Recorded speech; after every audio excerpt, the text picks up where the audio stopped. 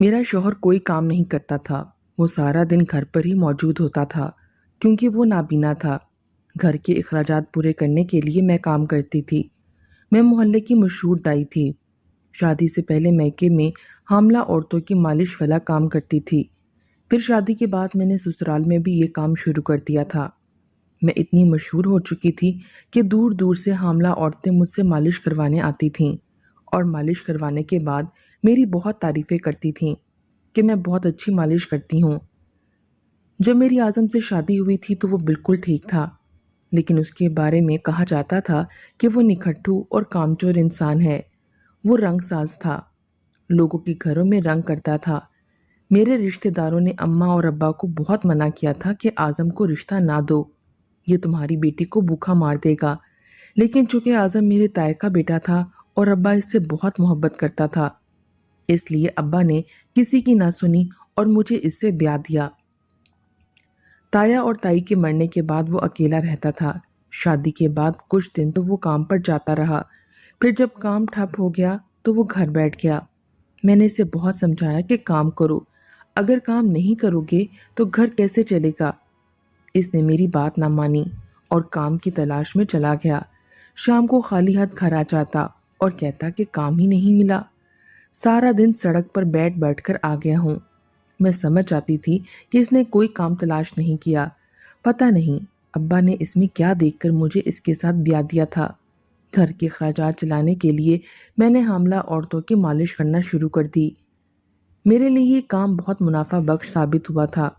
اس سے میں روزانہ 500-600 روپے کمانے لگی تھی۔ کبھی کبھی کوئی امیر حاملہ عورت مالش کروانے آتی تو وہ اپنی خوشی سے زیادہ پیسے بھی دے جاتی تھی۔ حاملہ عورتوں کی مالش کرنے کے لیے میں نے گھر کا ایک کمرہ مختص کیا ہوا تھا، اور جب کوئی حاملہ عورت مالش کرانے آتی تو میں اعظم کو گھر سے باہر بھیج دیتی تھی۔ جب تک عورتیں گھر میں موجود رہتی تھیں اعظم نہیں آتا تھا۔ ایک دن اعظم کو کام مل گیا تھا۔ وہ کام کر رہا تھا کہ اچانک سیڑھی ٹوٹ گئی اور وہ فرش پر گر گیا تھا، جس کی وجہ سے اس کی بینائی چلی گئی اور وہ ہمیشہ کے لیے گھر بیٹھ گیا تھا۔ اب گھر کی ساری ذمہ داری مجھ پر آ گئی تھی۔ میں خود بھی حاملہ تھی اور 1 مہینے بعد میری اولاد ہونے والی تھی۔ مجھے گھر کے کام کرنے میں بہت پریشانی ہوتی تھی۔ اتنے پیسے بھی نہیں ہوتے تھے کہ میں ایک ملازمہ ہی رکھ لیتی۔ مجبوراً اماں گھر آ گئیں اور وہاں رہنے لگیں۔ میری اماں بھی دائی تھی۔ اس نے ساری زندگی یہی کام کیا تھا۔ جب وہ بوڑھی ہو گئی تو اس نے یہ کام چھوڑ دیا تھا۔ میرا ابا بھی مزدور تھا، وہ بڑا محنتی انسان تھا۔ اب تو میرے بھائی سعید نے بھی کام شروع کر دیا تھا کہ ابا کا ہاتھ بٹانا شروع کر دوں۔ میں اعظم کے بارے میں سوچتی تو دل کڑ کر رہ جاتا، لیکن کبھی اللہ سے شکوہ نہیں کیا کیونکہ اس نے اعظم کو میری قسمت میں لکھ دیا تھا۔ 1 مہینہ پلک جھپکتے ہی گزر گیا اور اللہ نے مجھے اپنی رحمت سے نواز دیا۔ ہمارے ہاں بیٹی ہوئی تھی، ہم نے اس کا نام زویا رکھا۔ وقت گزرتا رہا۔ جب میں نے دوبارہ کام کرنا شروع کیا تو حاملہ عورتوں نے آنا شروع کر دیا۔ ایک دن ایک حاملہ عورت آئی، اس کی عمر 28 سال تھی اور یہ اس کا پہلا بچہ تھا۔ وہ بہت خوبصورت اور گوری چٹی تھی۔ وہ مجھ سے مالش کرانے آئی تھی۔ مالش کروانے کے بعد اس نے کہا کہ مجھے بہت سکون آ گیا ہے، اب میں ہر بار تمہارے پاس آیا کروں گی۔ جاتے ہوئے وہ مجھے پورے 500 روپے دے گئی۔ پھر اس نے ہر ہفتے میرے پاس آنا شروع کر دیا۔ وہ اکیلی ہی کار پر آتی تھی۔ اسے حاملہ ہوئے 2 مہینے ہو گئے تھے۔ اس نے بتایا تھا کہ میرا شوہر شہر کا مشہور بزنس مین ہے، وہ کافی مصروف ہوتا ہے، اس لیے وہ میرے ساتھ نہیں آ سکتا۔ اس کے ساس سسر نہیں تھے، وہ اور اس کا میاں اکیلے ہی ایک کوٹھی میں رہتے تھے۔ میری اس عورت کے ساتھ اچھی خاصی دوستی ہو گئی تھی۔ وہ مجھے بھی اپنے گھر آنے کا کہتی تھی اور میں کہتی تھی کہ جب وقت ملا تو میں آپ کے گھر ضرور آؤں گی۔ جب وہ آتی تھی تو میرا شوہر دوسرے کمرے میں چلا جاتا تھا۔ اس عورت کا نام شازیہ تھا۔ ایک دن اس نے مجھ سے پوچھ ہی لیا کہ میں جب بھی آتی ہوں تمہارا شوہر گھر پر ہی ہوتا ہے، کیا وہ کوئی کام نہیں کرتا؟ میں نے افسردہ لہجے میں کہا کہ میرا شوہر نابینا ہے۔ ایک دن کام کے دوران وہ سیڑھی سے گر گیا تھا، آنکھ پر چوٹ آئی اور اس کی بینائی چلی گئی۔ شازیہ کو بھی افسوس ہوا۔ اس نے پوچھا کہ کیا تم نے ڈاکٹروں کو دکھایا تھا؟ میں نے کہا ہاں، ڈاکٹروں کو دکھایا تھا اور ڈاکٹر کہتے ہیں کہ اب اس کی بینائی واپس نہیں آ سکتی۔ اسی لیے اب یہ سارا دن گھر پر ہی ہوتا ہے۔ اس دن کے بعد شازیہ جب بھی مالش کرانے آتی تو وہ کچھ نہ کچھ پھل فروٹ ضرور لے کر آتی۔ میں منع کرتی تو کہتی کہ میں اپنی خوشی سے لائی ہوں، یہ سب اللہ کی طرف سے ہوتا ہے، اس میں انسان کا کوئی عمل دخل نہیں ہوتا۔ اس دن بھی شازیہ مالش کرانے آئی تھی، لیکن اتفاق کی بات تھی کہ میرے پاس تیل ختم ہو چکا تھا۔ میں نے شازیہ کو مالش والے کمرے میں بٹھایا اور قریبی دکان سے تیل لینے چلی گئی۔ چونکہ میرا شوہر عازم نابینا تھا، اس لیے شازیہ کو اس کی طرف سے کوئی پریشانی نہیں تھی۔ تیل لے کر جب میں گھر آئی تو شازیہ بستر پر لیٹی ہوئی تھی۔ میں نے اس کی مالش شروع کر دی۔ ایسے ہی وقت گزرتا رہا اور میری بیٹی زویا 3 مہینے کی ہو گئی۔ میں اس پر بھرپور توجہ دیتی تھی۔ اعظم بھی اس سے بہت پیار کرتا تھا۔ بے شک وہ اسے دیکھ نہیں سکتا تھا، لیکن اسے محسوس کر سکتا تھا۔ جب عورتیں مالش کرانے آتی تھیں تو زویا کو میں اعظم کے حوالے کراتی تھی۔ مجھے اعظم کو دیکھ کر بہت افسوس بھی ہوتا تھا کہ ابھی اس کی عمر ہی کیا تھی کہ اس کی بینائی چلی گئی تھی۔ وہ دنیا کی رنگینیوں اور اپنی اولاد کو دیکھنے سے محروم ہو گیا تھا۔ اس کے سارے کام میں ہی کرتی تھی۔ اسے واش روم لے جاتی، اسے نہلاتی اور کپڑے پہننے میں بھی میں مدد کرتی۔ اعظم کہتا تھا کہ مریم، اگر تم نہ ہوتی تو پتہ نہیں میری زندگی کیسے گزرتی، میں بینائی سے محروم ہو کر کیسے زندہ رہتا۔ میں اس کی ڈھارس بند آتی کہ ایسی باتیں مت کیا کرو، اللہ کے ہر کام میں کوئی نہ کوئی مصلحت ہوتی ہے۔ اللہ نے ہم دونوں کا ساتھ اسی طرح لکھا ہے، تو ہمیں خوشی سے زندگی گزارنی چاہیے۔ ایک دن شازیہ مالش کرانے آئی تو بہت اداس اور رنجیدہ تھی۔ میں نے اسے اس کی اداسی کی وجہ پوچھی تو جواب میں اس نے اپنے پرس سے موبائل فون نکالا اور اپنی تصویر کھول کر مجھے دکھائی۔ وہ تصویریں دیکھ کر میں حیران رہ گئی۔ وہ شازیہ کی نازیبہ تصویریں تھیں۔ وہ بیڈ روم میں نازیبہ حالت میں لیٹی ہوئی تھی۔ بیڈ روم میں اس کے علاوہ اور کوئی نہیں تھا۔ میں نے شازیہ سے پوچھا کہ یہ تصویر کس نے بنائی؟ کہنے لگی مجھے خود معلوم نہیں کہ کس نے میری یہ تصویر سوشل میڈیا پر وائرل کر دی ہے۔ میں اپنے شوہر کو منہ دکھانے کے قابل نہیں رہی۔ وہ مجھ سے بہت ناراض ہوا ہے، یہاں تک کہ اس نے مجھے بد کردار بھی کہا ہے کہ میں اس کی غیر موجودگی میں اپنے بوائے فرینڈ سے ملتی ہوں اور اس کے ساتھ رنگ رلیاں مناتی ہوں، حالانکہ میرا کوئی فرینڈ نہ شادی سے پہلے تھا اور نہ شادی کے بعد ہے۔ میری شادی شدہ زندگی داؤ پر لگ گئی ہے۔ میں نے اپنے شوہر کو بہت صفائیاں دیں کہ مجھے نہیں معلوم کس نے میری تصویریں بنائی ہیں اور کیسے بنائی ہیں۔ مجھے اس کی کہانی سن کر بہت دکھ ہوا تھا۔ مجھے شک ہوا کہ شاید اس کی یہ تصویر اس کے گھر میں کام کرنے والے کسی ملازم یا ملازمہ نے بنائی ہے۔ میں نے اپنے خیال کا اظہار کیا تو وہ کہنے لگی مجھے بھی یہی شک ہے، لیکن میں جس بیڈ روم میں موجود ہوں یہ میرے گھر کا بیڈ روم نہیں ہے، یہ کسی اور کے گھر کا بیڈ روم ہے۔ یہ بات واقعی الجھانے والی تھی۔ ہم کافی دیر اس حوالے سے ڈسکس کرتی رہیں، پھر وہ سر کی مالش کرانے کے بعد چلی گئی۔ مجھے بھی بہت افسوس ہوا اور دکھ ہوا تھا۔ جس کسی نے بھی یہ حرکت کی تھی وہ انتہائی گھٹیا اور بغیرت انسان تھا۔ ایسی نیچ حرکت صرف وہی کر سکتے ہیں جن کی اپنی ماں بہنیں نہیں ہوتیں یا ان کے ضمیر مردہ ہو چکے ہوتے ہیں۔ اس دن کے بعد شازیہ دوبارہ میرے پاس مالش کروانے نہیں آئی۔ میں نے اسے فون بھی کیا تھا، لیکن اس کا فون نمبر بند جا رہا تھا۔ معلوم نہیں اس کے ساتھ کیا حالات پیش آئے تھے۔ اگر مجھے اس کے گھر کا پتہ ہوتا تو میں ضرور جاتی۔ اس نے مجھے اپنے گھر کا ایڈریس تو نہیں دیا تھا، لیکن یہ کہا تھا کہ جب تم میرے گھر آنا چاہو مجھے فون کر دینا، میرا ڈرائیور تم لوگوں کو لے جائے گا۔ میرے پاس اینڈرائیڈ فون تھا اور میرا بھی سوشل میڈیا پر اکاؤنٹ بنا ہوا تھا۔ میں نے سوشل میڈیا پر مالش کرانے کے حوالے سے ایک پوسٹ لگائی ہوئی تھی کہ میں ایک دائی ہوں اور مالش کرتی ہوں۔ اسی پوسٹ کی وجہ سے میرے شہر کی حاملہ عورتیں مجھ سے رابطہ کرتی تھیں اور میں انہیں اپنے گھر کا ایڈریس بتاتی تھی۔ مجھے شازیہ کی بہت یاد آتی تھی۔ میں اس بدبخت اور گھٹیا انسان کو کوستی رہتی تھی جس نے اس بیچاری کی نازیبہ تصویریں بنا کر سوشل میڈیا پر وائرل کر دی تھیں۔ اس تصویر کی وجہ سے شازیہ کسی کو منہ دکھانے کے بھی قابل نہ رہی تھی۔ میرے پاس مالش کرانے والی عورتوں کی کمی نہیں ہوئی تھی۔ روزانہ 5 سے 6 عورتیں مالش کرانے آتی تھیں اور آنے سے پہلے وہ مجھ سے وقت لے لیتی تھیں۔ یہی وجہ تھی کہ میرے پاس عورتوں کا رش نہیں ہوتا تھا۔ جسے جو وقت دیتی تھی وہ اسی وقت ہی آتی اور مالش کروا کر چلی جاتی۔ اعظم کبھی کبھی گھر سے باہر بھی جاتا تھا۔ मैं इसे मना करती थी कि बिनाई ना होने की वजह से तुम किसी गड्ढे में गिर सकते हो, लेकिन वो यही कहता था कि मैं घर में बैठे बैठे उकता गया हूँ और खुली फिजा में सांस लेना चाहता हूँ, इसलिए मैं बाहर जाता हूँ। इसके पास एक छड़ी थी और वो उसी छड़ी की बदौलत जाता था। मोहल्ले की एक दुकानदार से इसकी बहुत पुरानी दोस्ती थी। उसका नाम वसीम था। उसका चाय का होटल था जहाँ केबल लगी हुई थी और हर वक्त फिल्में चलती रहती थीं। लोग चाय पीने के बहाने फिल्में भी देख लेते थे। आज़म वसीम के पास जाता था और काफ़ी देर इसके पास बैठकर वापस घर आता था। कभी-कभी जब इसे देर हो जाती तो मुझे परेशानी होने लगती और मैं वसीम को फ़ोन करके आज़म की खैरियत मालूम कर लेती थी। वसीम का नंबर मुझे आज़म ने ही दिया था। वसीम मेरी बहुत इज़्ज़त करता था। इसके पास मेरा नंबर था, लेकिन इसने कभी मुझे तंग नहीं किया था।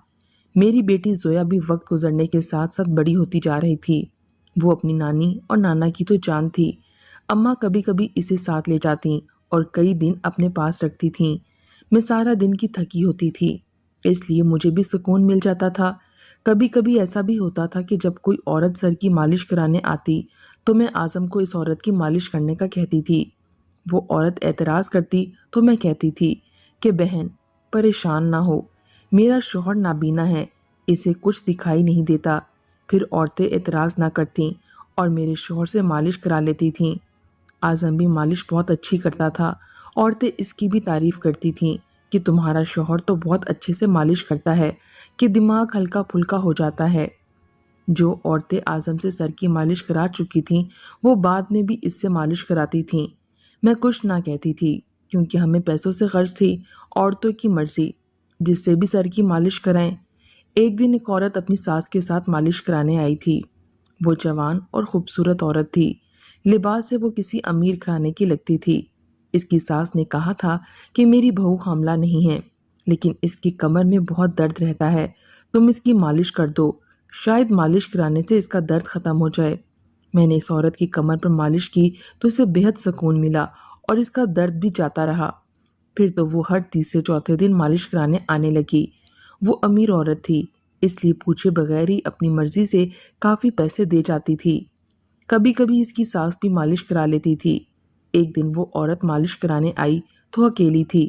मैंने पूछा तो कहने लगी कि मेरी सास की तबीयत खराब है, इसलिए वो घर पर आराम कर रही हैं। मैं अकेली ही चली आई हूँ। वो ड्राइवर के साथ आई थी और सर की मालिश कराना चाहती थी। उस दिन मेरी भी तबीयत खराब थी और मैं इसके सर की मालिश करने के काबिल ना थी, लेकिन वो हर हाल में मालिश कराना चाहती थी। फिर मुझे आज़म का ख्याल आया कि वो सर की मालिश तो आराम से कर सकता था। चुनाचे मैंने इस औरत से कहा कि मेरा शौहर सर की अच्छी मालिश कर लेता है, अगर तुम्हें एतराज़ ना हो तो वो मालिश कर दे। पहले तो इस औरत ने सख्त नागवारी का इजहार किया, लेकिन जब मैंने इसे बताया कि मेरा शौहर नाबीना है, तब वो इसे मालिश कराने पर राजी हो गई। आज़म इस औरत को लेकर कमरे में चला गया और मैं बिस्तर पर लेटी रही। ज़ोया अपनी नानी अम्मा के पास थी, इसलिए मुझे इसकी फिक्र ना थी। आज़म आमतौर पर 10 से 15 मिनट में औरत की मालिश कर दिया करता था, लेकिन उस दिन काफ़ी देर हो गई। मैंने उठकर कमरे में झांका तो आज़म इस औरत की सर की मालिश कर रहा था। वो औरत खुशी से कह रही थी, आज़म भाई, आपके हाथों में जादू है, आप अपनी बीवी से भी बेहतर अंदाज में मालिश करते हैं। मैं आइंदा सर की मालिश आपसे ही कराया करूंगी। इसने मुझे देखा और कहा कि बाजी, मैं तो आज बहुत देर तक मालिश करवाऊंगी, इसलिए फिक्र ना करो, मैं तुम्हें डबल मुआवजा दूंगी। मुझे हंसी आ गई। मैंने आज़म से कभी सर की मालिश नहीं कराई थी, लेकिन सोच लिया था कि जब मेरी तबीयत ठीक हो जाएगी तो मैं भी आज़म से मालिश करवाऊंगी। मैं देखना चाहती थी कि क्या वाकई इससे सर की मालिश कराने से सर हल्का फुल्का हो जाता है। मैं मुतमईन होकर वापस बिस्तर पर जाकर लेट गई।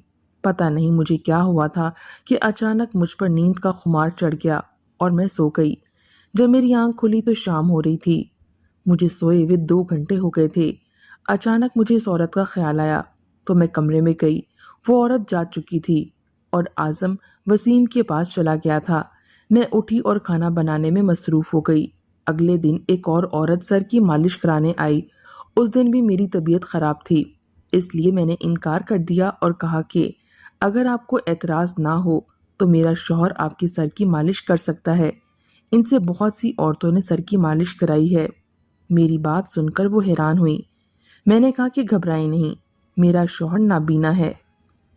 وہ عورت بھی اعظم سے مالش کروانے پر راضی ہو گئی۔ میں نے اعظم کو اس عورت کو کمرے میں لے جانے کا کہا اور وہ عورت اعظم سے سر کی مالش کرانے چلی گئی، جبکہ میں واش روم میں چلی گئی تھی۔ میں واش روم سے کافی دیر بعد آئی، لیکن اعظم ابھی تک واپس نہیں آیا تھا۔ مجھے تجسس ہوا۔ میں مالش والے کمرے میں گئی تو اندر والا منظر دیکھ کر ہی میری روح کانپ اٹھی۔ میرا شوہر اس عورت کے ساتھ بیٹھا تھا۔ وہ عورت قالین پر نازیبا حالت میں بے ہوش پڑی تھی۔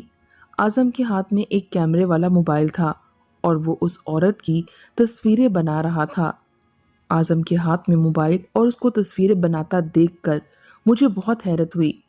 وہ تو نابینا تھا، پھر اس کے پاس موبائل کہاں سے آیا اور وہ کیسے عورت کی تصویریں بنا سکتا تھا؟ اعظم کو میری موجودگی کا احساس ہوا تو اس نے مجھے دیکھا اور ایک جھٹکے سے اٹھ کھڑا ہوا۔ مجھے دیکھ کر اس کی آنکھیں حیرت سے پھٹی کی پھٹی رہ گئیں۔ میں چلتی ہوئی اس کے سامنے جا کر کھڑی ہو گئی اور اس کی آنکھوں میں دیکھنے لگی۔ میرے منہ سے ٹوٹے پھوٹے الفاظ نکلے، اعظم تم دیکھ سکتے ہو، تم نابینا نہیں ہو؟ اعظم نے کوئی جواب نہ دیا۔ اس کے چہرے پر شرمندگی کے سائے لہرا رہے تھے۔ اچانک میرے دماغ میں شازیہ کا عکس ابھر آیا۔ اس نے مجھے اپنی نازیبا تصویریں دکھائی تھیں کہ کسی نے میری نازیبا تصویریں بنا کر سوشل میڈیا پر وائرل کر دی ہیں۔ میرا دھیان اعظم کی طرف چلا گیا۔ میں نے غصے سے اس کا گریبان پکڑتے ہوئے کہا، اعظم تم نابینا نہیں ہو، تم میرے ساتھ دھوکہ کر رہے تھے، تم ڈرامہ کر رہے تھے، تم نابینا ہونے کا ڈرامہ کر کے عورتوں کی نازیبا تصویریں بناتے ہو۔ اس دن اعظم کے ساتھ میری بہت لڑائی ہوئی تھی۔ جب میں نے اسے دھمکی دی کہ میں پولیس کو سب کچھ بتا دوں گی تو وہ میرے پیر پڑ گیا اور مجھ سے معافیا مانگنے لگا۔ پھر اس نے جو کچھ بتایا میری روح کانپ کر رہ گئی۔ اعظم شروع سے ہی ہڈ حرام اور نکھٹو تھا۔ کسی بھی کام میں اس کا دل نہیں لگتا تھا۔ وہ گھر بیٹھ کر روٹیاں توڑنے کا عادی ہو چکا تھا۔ ایک دن جب کام کرتے ہوئے وہ سیڑھیوں سے گرا تھا تو اس کے دماغ میں ایک منصوبہ آ گیا تھا کہ اگر میں نابینا ہونے کی اداکاری کروں تو میں ساری زندگی گھر بیٹھ کر عیش کر سکتا ہوں۔ چنانچہ اس نے نابینا ہونے کا ڈرامہ کیا اور معصوم بن کر گھر بیٹھ گیا۔ مجھے اس پر بے حد ترس آتا تھا، لیکن میں اسے پہچان نہ سکی۔ میرے پاس جتنی عورتیں مالش کرانے آتی تھیں تو وہ انہیں چپکے چپکے سے دیکھتا رہتا تھا۔ خوبصورت عورتوں کو دیکھ کر اس کی رال ٹپکنے لگتی تھی۔ حالانکہ میں بھی کم خوبصورت نہ تھی، لیکن یہ اکثر مردوں کی عادت ہوتی ہے۔ اپنی بیوی کے ہوتے ہوئے بھی وہ دوسروں کی بیویوں پر نظریں رکھتے ہیں۔ اعظم بھی ایسا ہی تھا۔ ایک دن اس نے اپنے دوست وسیم سے باتوں باتوں میں ذکر کر دیا کہ اس کے گھر میں ایک سے بڑھ کر ایک خوبصورت عورت مالش کرانے آتی ہے۔ تبھی وسیم کے شیطانی دماغ میں ایک منصوبہ آ گیا تھا۔ وہ منصوبہ یہ تھا کہ اس نے اعظم کو بے ہوش کر دینے والی دوا دیتے ہوئے کہا کہ اگر وہ ان عورتوں کو بے ہوش کر کے ان کی نازیبا تصویریں بنا لے تو اس تصویر کو فروخت کر کے بہت سارے پیسے کمائے جا سکتے ہیں۔ چنانچہ اعظم وسیم کی باتوں میں آ گیا تھا۔ میں جب عورتوں کی مالش کر رہی ہوتی تھی تو اعظم چپکے سے ان عورتوں کی تصویریں بنا لیتا تھا۔ کیمرے والا موبائل بھی اسے وسیم نے دیا تھا۔ وسیم ان تصویروں کو ایڈٹ کر کے گھٹیا ذہنیت کے لوگوں کو فروخت کر دیتا تھا اور وہ ان تصویروں کو سوشل میڈیا پر وائرل کر دیتے تھے۔ جب میری طبیعت خراب رہتی تھی تو اعظم کو عورتوں کی تصویریں بنانے کا موقع مل جاتا تھا۔ وہ مجھے نیند کی گولی کھلا دیتا اور میرے سونے کے بعد عورتوں کی تصویریں بنا لیتا، پھر وہ جا کر وسیم کو دے دیتا۔ مجھے یہ سب معلوم ہونے پر نہ صرف افسوس ہوا تھا بلکہ اعظم اور اس کے دوست وسیم سے نفرت ہو گئی تھی۔ میں تو وسیم کو اچھا سمجھتی تھی، لیکن وہ بھی گھٹیا انسان نکلا۔ اعظم نے مجھ سے بہت معافیاں مانگی تھیں، لیکن میرے دل میں اس کے لیے نفرت ہی نفرت تھی۔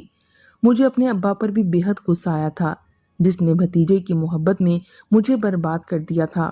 کم سے کم اسے اعظم کی صحبت کے بارے میں معلوم کر لینا چاہیے تھا کہ وہ کن لوگوں میں اٹھتا بیٹھتا ہے۔